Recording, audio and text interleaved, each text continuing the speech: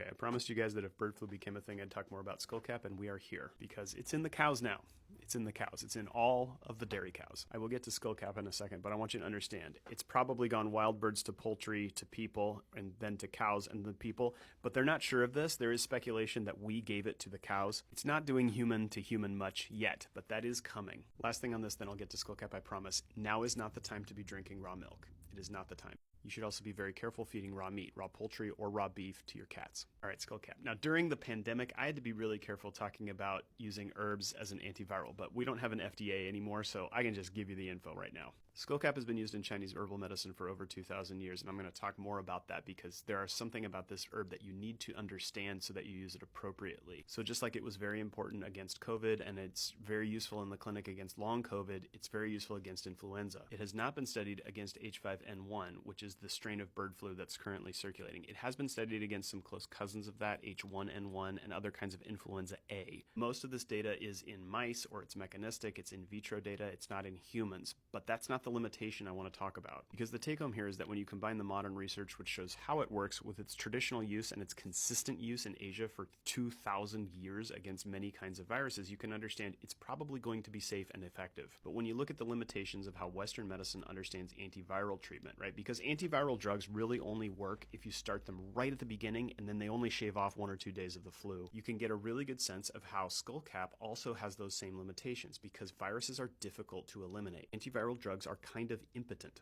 And Chinese medicine doctors noticed this a very long time ago, so they stopped using herbs like Skullcap as single herbs and they started to combine them. Same as Western medicine is starting to do with antiviral treatments now. Because just like bacteria can develop resistance to antibiotics, viruses develop resistance to antiviral medication. But the really cool part about using a mature medical paradigm is that we understand this and we know what to do about it. This little dried plant salad behind me is called Xiao Chai Hutong, Minor Bupleurum decoction. Here's Skullcap, and on this side you have Bupleurum, ginseng, or this is actually Codonopsis, which can be substituted for ginseng, but it sucks. You want real ginseng, and Pinellia. Why are those important? Well, viruses can hide in biofilm reservoirs. This is sticky mucus created mostly by bacteria. Pinellia, this is this little tuber right here, can go in and directly destroy that biofilm. That lets the Skullcap and the Bupleurum go to work destroying the viruses. Because in addition to Skullcap, remember we're combining antiviral components here. Bupleurum has a lot of its own antiviral activity, and it increases your body's secretion of interferon, which is the way that you fight off viruses internally. Like your own antiviral drug. It's way better than anything anyone will ever give you. But Skullcap also has antibacterial qualities, which is both a blessing and a curse. Because when you start destroying the biofilm house that the bacteria create for themselves and you start killing the bacteria, that can trigger bacterial resistance. Bacteria communicate the ability to resist a certain kind of drug to each other through a phenomenon called quorum sensing. Ginseng is one of the only things we know of that can actually stop quorum sensing from happening. So when you combine these plants together, you get the limited antibacterial effects of the Skullcap, you get the antiviral effects of the Skullcap and the Bupleurum, you get the antibiofilm effects of the Pinellia,